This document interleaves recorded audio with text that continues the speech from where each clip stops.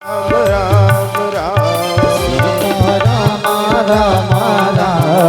सीताराम राम राम सीताराम राम राम राधे श्याम श्याम श्याम सीताराम राम राम राधे श्याम श्याम श्याम राधे श्याम श्याम श्याम सीताराम राम राम राधे श्याम श्याम श्याम सीताराम राम राम सीताराम राम राम सीताराम राम राम सीताराम राम राम सीताराम राम राम सीताराम राम राम सीताराम राम। प्रेम से बोलिए राघवेंद्र सरकार की। अब यह हाथिर हल्ला मचाई हो तो नीक लागी, हुआ पता नहीं कहे हल्ला मचा हो तो हाँ यू अच्छा है, बढ़िया है। आज नैमिषारण्य तीर्थ क्षेत्र में कथा प्रारंभ है और महात्मा की कथा में आत्मदेव जी महाराज की चर्चा चल रही है। आत्मदेव जी महाराज आज दुखित होते हैं, अनेकानेक प्रकार से सारे कर्म जब कर चुके, दान पुण्य कर चुके, इतने पे भी ना पुत्रो ना पी वा पुत्री, ना तो पुत्र का जन्म हुआ और ना ही पुत्री का जन्म हुआ। दुखित हो गए। दुखित होते हैं, नेत्रों में अश्रु आ गया। आत्मदेव जी महाराज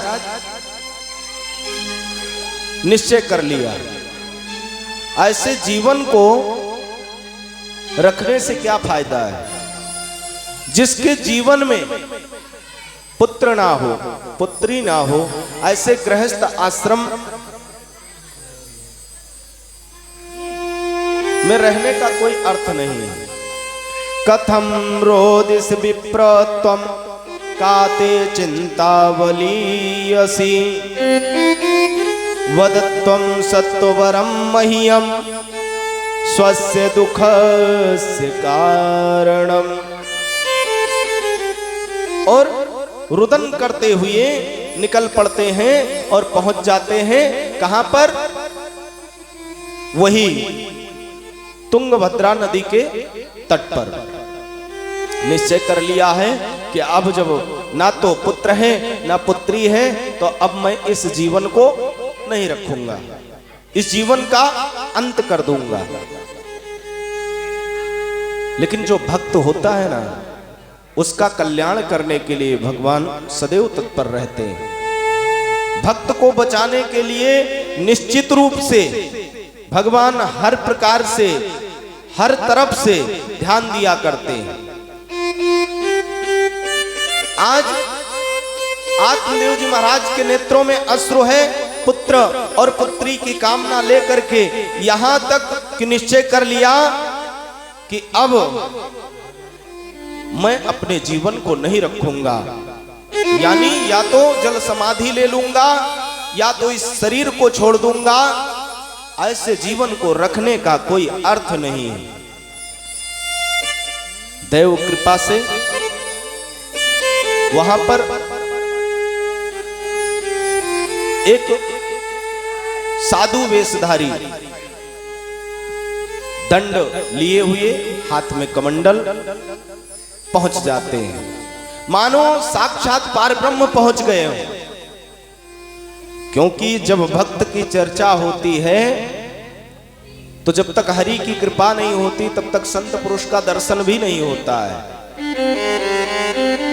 आज जैसे ही दंडी वेशधारी साधु पुरुष को आत्मदेव जी महाराज ने देखा, चरणों में गिर गए और नेत्रों में अश्रु लिए हुए रुदन कर रहे हैं। रुदन करते हुए चरण छू रहे हैं, प्रणाम कर रहे हैं। महाराज कृपा करिए। अरे किस बात का कृपा? महाराज मेरे जीवन में ना तो कोई पुत्र है ना पुत्री है, अच्छा, इस बात की तुमको चिंता है? महाराज कोई ऐसा कृपा करिए कि मुझे संतान योग बन जाए, यानी संतान की प्राप्ति हो जाए। आज साधु ने आत्मदेव जी महाराज का मस्तक रेखा देखा और मस्तक देख करके पढ़ लिया, कहना प्रारंभ कर दिए, समझाने लगे, अरे ब्राह्मण देव, ये संतान का चिंता आप छोड़ दो, क्योंकि संतान, अगर संतान है, पुत्र है तो ठीक है, लेकिन आपको पुत्र का सुख लिखा ही नहीं है, इसलिए आप संतान की कामना मत रखो। महाराज सगर का उदाहरण देते हैं, अनेकानेक उदाहरण दे दिए कि अनेकों पुत्र थे, लेकिन कोई भी साथ नहीं दिया। इसलिए महाराज आप ये चिंता छोड़ो। आज ब्राह्मण ने ज्ञान की बातें प्रारंभ कर दिया। महाराज आप कहते हैं पुत्र की चिंता मैं छोड़ दूं? अरे दिग्जीवितम प्रजाहीनम, उस राजा का जीवन धिक्कार है जिसके जीवन में प्रजा ना हो। अगर प्रजा ही नहीं है तो राजा किस बात का? दिग्जीवितम प्रजाहीनम धिग्रहम च प्रजा विना धिग्धनम चानपत्यस्य धिक्कुलम संतति बिना। और वो कुल धिक्कार है जिसमें संतति ना हो, यानी संतान ना हो, पुत्र और पुत्री ना हो। महाराज अनेकानेक प्रकार से ज्ञान की बातें कर रहे हैं, लेकिन बार बार साधु पुरुष समझा रहे हैं। आत्मदेव जी महाराज को कुछ समझ में नहीं आता है। क्यों नहीं आता है? क्योंकि ये संसारिक सुख और मोह से ग्रसित है, और जिसको मोह ग्रसित कर लेता है, ये माया जब घेरता है ना, माया रूपणी, इनके कई रूप हैं, माया शक्ति के कई रूप हैं, और जब माया अपना कृपा दिखाना प्रारंभ कर देती हैं, तो कोई कितना बड़ा विद्वान क्यों ना हो, सारा विद्वता उसका धरा रह जाता है। आज मानो आत्मदेव जी महाराज का ज्ञान क्षीण हो गया हो, नष्ट हो गया हो। बार बार साधु पुरुष समझाते हैं, लेकिन आत्मदेव जी महाराज को ज्ञान नहीं आ रहा है। बस एक ही जिद है, आप कृपा करिए, और इस प्रकार कृपा करिए कि मुझे फल स्वरूप यद फलम मद गृहायातम, आप ऐसा कृपा दर्शाइए जिससे मैं जो कामना लेकर के यहां आया हूं, या तो अगर आप फल दे नहीं सकते तो फिर छोड़िए, मुझे मरने दीजिए हमको, आज मैं आपके सामने ही अपने प्राण को छोड़ दूंगा। साधु पुरुष ने विचार किया, हमारे सामने अगर कोई ब्राह्मण आत्महत्या करेगा तो भी पाप लगेगा मुझे। समझाना प्रारंभ कर दिए साधु पुरुष, लेकिन आत्मदेव जी महाराज मानते नहीं हैं। उन्होंने कहा, हे विप्रदेव, हे ब्राह्मण, सुनो, मैंने तुम्हारे मस्तक रेखा को पढ़ा है। सुनो विप्र मया तेद्य प्रारब्धम तो विलोकितम सप्त जन्मावधि तव।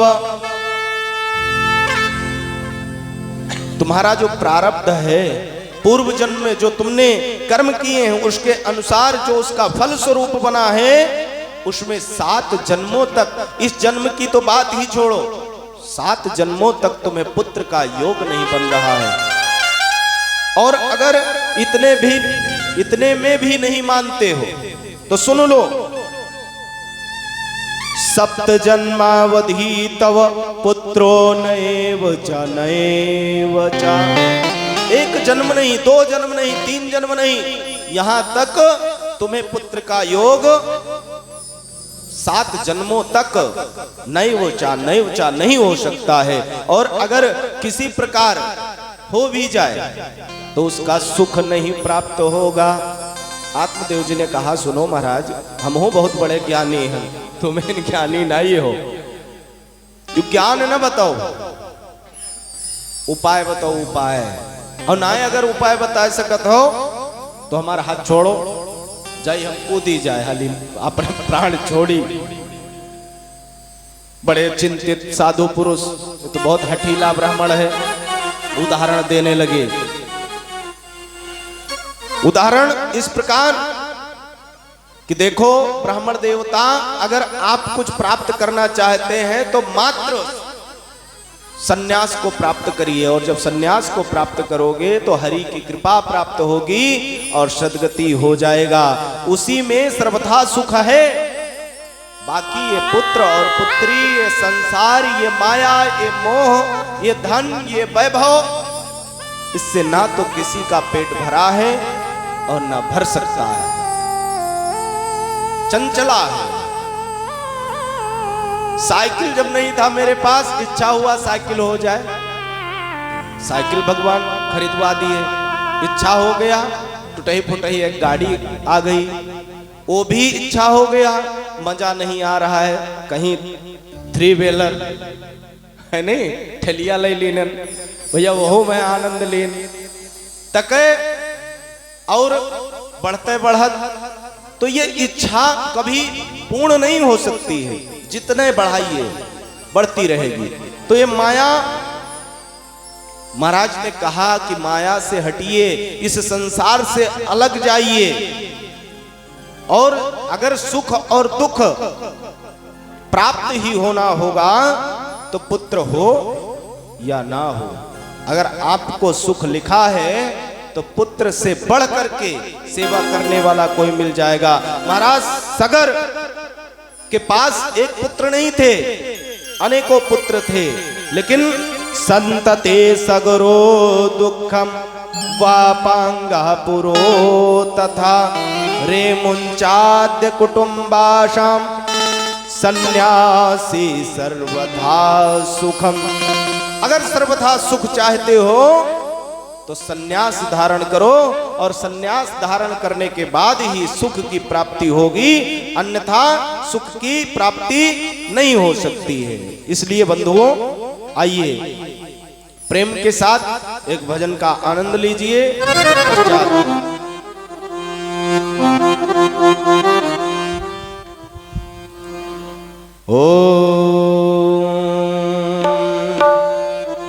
सदा जो सुसंगति में आते रहोगे,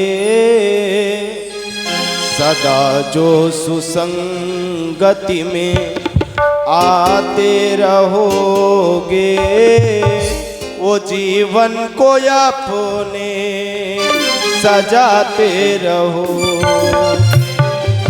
वो जीवन को अपने सजाते रहोगे, वो जीवन को अपने सजाते रहोगे, वो जीवन को अपने सजाते रहोगे। हरि बोल, मीठी मीठी तालियों के साथ।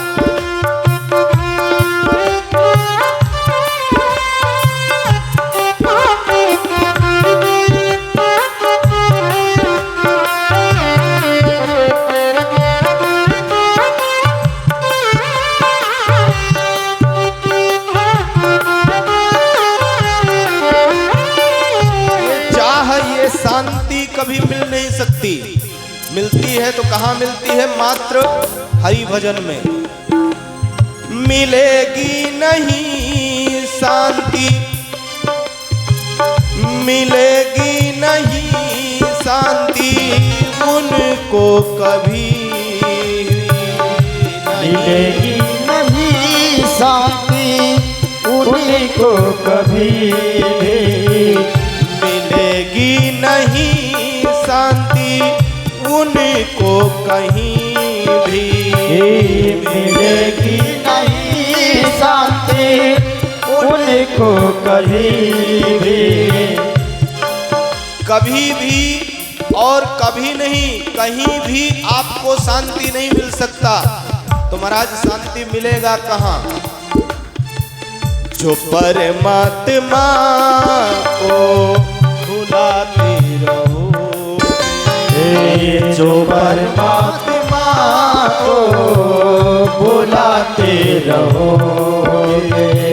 अगर आप परमात्मा से दूर हुए, कथा से दूर हुए, सत्संग से दूर हुए, तो निश्चित रूप से शांति की प्राप्ति नहीं हो सकती है।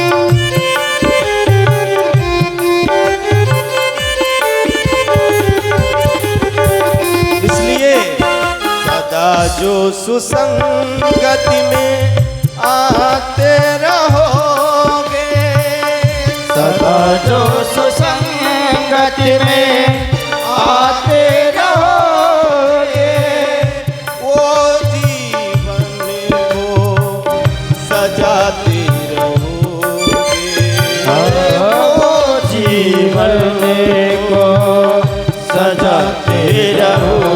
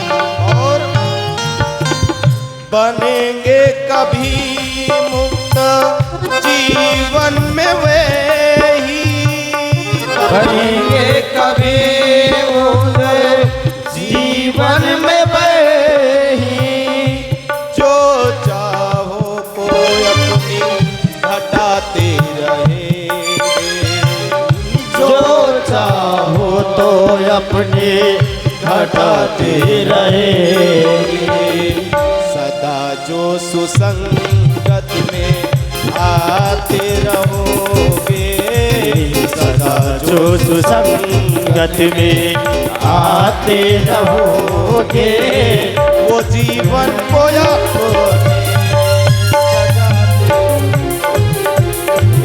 वो जीवन को अपने सजाते रहोगे। सदा जो सुसंगत में आते रहोगे, आते रहोगे, तो जीवन को अपने सजाते रहोगे।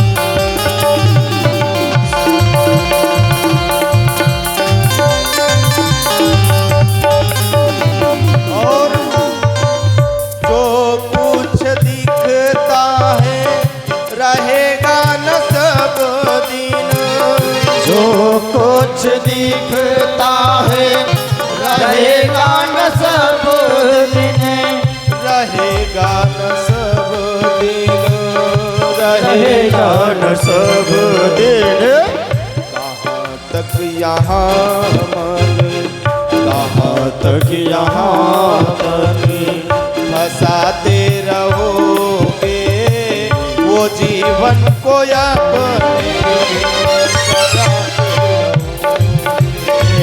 वो जीवन को अपने सजाते रहोगे, वो जीवन को अपने सजाते रहोगे।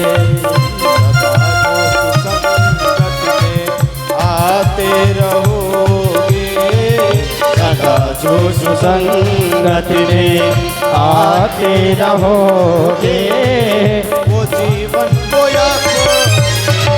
सजाते रहोगे, तो जीवन को अपने सजाते रहोगे।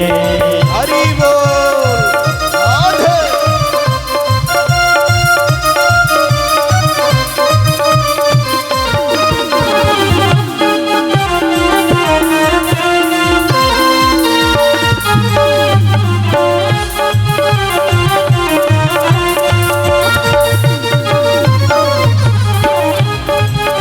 हरि बोल।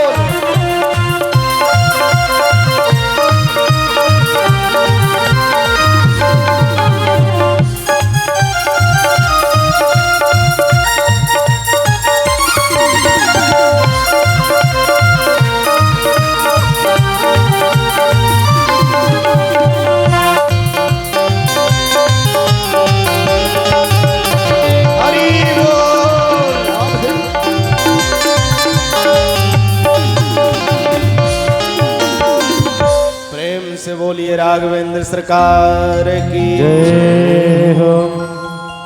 अनेकानेक प्रकार से आत्मदेव जी महाराज को साधु वेशधारी समझाते हैं, लेकिन कुछ भी समझ में नहीं आता है।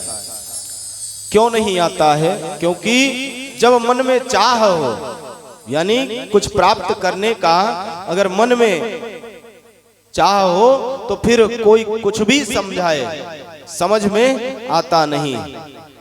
विनाश काले विपरीत बुद्धि। अगर किसी को ज्ञान की बात देने लगी है, अरे ये तो हम जानित है। हमरे हरिओम भैया हैं जने, ये भैया तो बैठे हैं हरिओम द्विवेदी जी, हाँ तबला बजावत है, तबला वादक हैं। इनसे कौनो बात आप करे लागो, चाहे वो पुराण के होए, चाहे वेद के होए, चाहे नवा बात होए, अरे जानित है, अरे हम जानित है। यू लीला होता है तो बहुत जन का स्वभाव होता है, व्यक्तिगत जानत चाहे कुछ न हो। खैर ये तो मने पढ़े लिखे हैं, शास्त्री कर रहे हैं इस समय और अच्छे विद्वान में हैं, लेकिन जो अनपढ़ होता है उससे भी अगर आप बात करो तो एक दफा यूं जरूर, अरे हम जानित हैं। तो यहाँ बार बार जो विद्वान है, परम ज्ञानी है, क्योंकि दोनों लोग परम ज्ञानी हैं, वहां ब्राह्मण भी परम ज्ञानी आत्मदेव जी महाराज, और उधर जो साधु हैं, सन्यासी हैं, वो भी परम ज्ञानी है। बार बार उदाहरण दे रहे हैं, समझा रहे हैं, लेकिन उनको ज्ञान नहीं आता है। बस स्पष्ट शब्द में मुझे पुत्र की चाह है और कृपा आप करना, आपको करना ही पड़ेगा। अगर नहीं करोगे तो फिर मैं आप आत्महत्या करने जा रहा हूं, खड़े खड़े उसे देखो।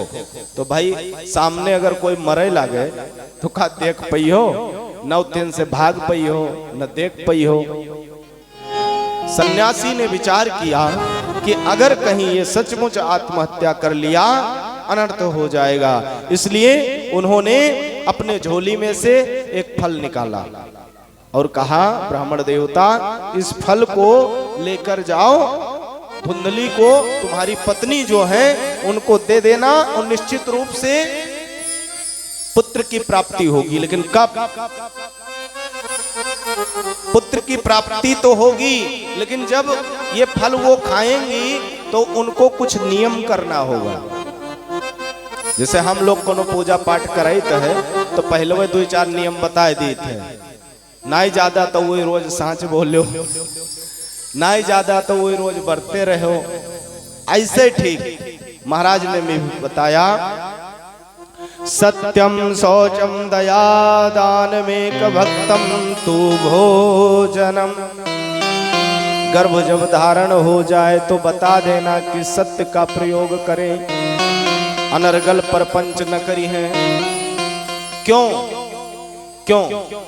गर्भ में जब बच्चा आता है तो उस समय जैसा माता का स्वभाव होगा, ठीक उपजय पुत्र पिता के धर्म में, ये तो अलग विषय है, ये धर्म वाली बात है। लेकिन यहाँ उपजय पुत्र माता के कर्म में, अगर माता का कर्म सही नहीं रहा 9 महीना, न मानो आप तो अनुराग भैया जब विवाह हुई तो मोबाइल एक खरीद के अपने पत्नी का दे दी हो, और जो भगवान की कृपा से संतान उत्पत्ति हुई, अगर वही 9 महीना तक वो मोबाइल ताकते रहेगी तो फिर वो लड़का मोबाइल के बहुत बड़ा शौकीन निकसी। इसी प्रकार माताओं को जब गर्भ धारण हो उस समय सत्य बोलना चाहिए, पुराण को पढ़ना चाहिए, शास्त्र को पढ़ना चाहिए, भगवत चर्चा में लगे रहना चाहिए। क्यों? क्योंकि हमारा पुत्र भक्त निकले। अगर अब जब वो भक्त है ये नहीं, फिर अपेक्षा करो लड़कवा हमार एक गिलास पानी ना ही देते मांगे पर, कहां से दी पानी? पानी तो पानी आए और खोपड़ी फोड़ दे और या छोड़ दे तो जान लो बड़ी बात है। तो कहने का तात्पर्य यही है, महाराज ने बताया कि इस फल को जब अपने पत्नी को देना तो बता देना कि पहली चीज तो सत्य बोले, दूसरी बात सदैव पवित्र रहे। पवित्र अवस्था में आपको संकोच नहीं होगा। कहीं मंदिर में जाना है, अरे नहाए नहीं हैं, बतिये खत्म हो गए जब नहाए नहीं हो, राम राम करे का करी, रामायण पाठ होत रहा लेकिन नहाए नहीं हैं, का करी अब आहे तो हन भागवत सुने लेकिन उतन बैठ नहीं सकी थे भैया काहे नहीं नहाए नहीं हैं। ये क्या है? अपवित्रता है। यानी बता देना कि वो सदैव पवित्र रहे। जब पवित्र रहेंगी तभी भगवत चर्चा उनके सानिध्य तक या वो भगवत चर्चा के सानिध्यता तक प्राप्त हो पाएंगी, जा पाएंगी। और दान, गर्भवती महिला कहन दान भी करे चाहिए।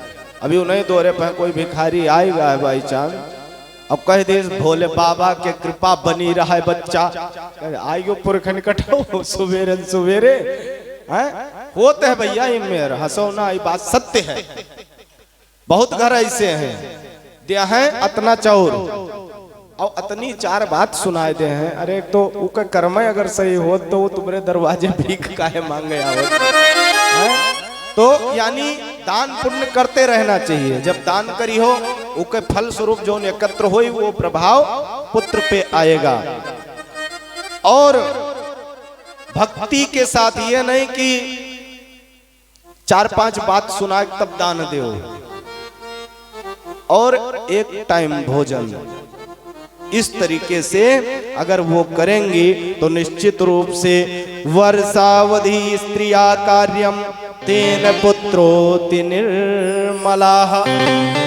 1 वर्ष तक अगर उन्होंने ऐसा कर लिया तो ऐसे पुत्र का उत्पत्ति होगा जो परम निर्मल होगा। निर्मल मन सोई, देखो अगर मन आपका निर्मल है, तन आपका निर्मल है, तभी आप राम को पा सकते हैं। और जो राम को पाले फिर उसके पास भक्ति की तो अथाह सागर हो जाता है, तो वो निर्मल होगा। लेकिन तब होगा जब इतना नियम आपकी पत्नी करेंगी तब। और उधर यो नियम होए वाला है नहीं भैया। महाराज गदगद हो गए, फल पाई गए, अब तो पुत्र हमरे यहाँ उत्पन्न हो जी, प्रसन्न हो गए। महाराज के गोड़ गिरे, प्रणाम केहन और हाथ जोड़ के निकल लेहन, क्योंकि कार्य सिद्धि के बाद भैया ज्यादा कोई चिरौरी करत नहीं है। आत्मदेव जी महाराज पहुंचे अपने घर पर, फल को झोली से निकाला और पत्नी को आवाज दिया, अरे सुनती हो धुंधली? तुरंत बाहर आ गए। जैसे जान पड़ता है कि इंतजार करता है महाराज का लेके यहाँ सब ठग ले होता है ना। पति जब कमाए जाए तो पत्नी बिल्कुल इंतजार किन करते है, आज 500 लई है कि 5000 लई है, वहां से कुछ चौराहों है ना। उधर आत्मदेव जी ने बताया ये फल आपके लिए मैं लेकर आया हूं, इस फल को खाओ और निश्चित रूप से तुम्हें संतान प्राप्त होगा।